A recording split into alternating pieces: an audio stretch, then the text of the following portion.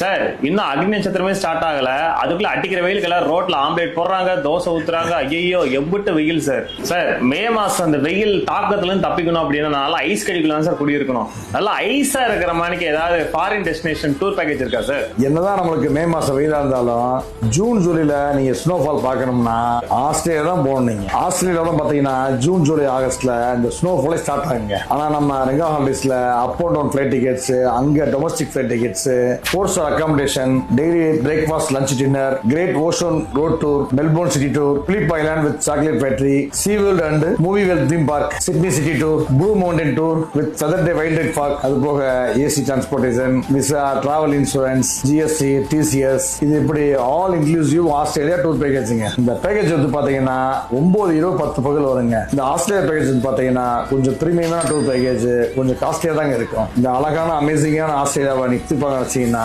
கமெண்ட்ல நீங்க Australia try பண்ணுங்க. எங்க டீம் வந்து பாத்தீங்கன்னா உடனே உங்களை கனெக்ட் பண்ணுவாங்க.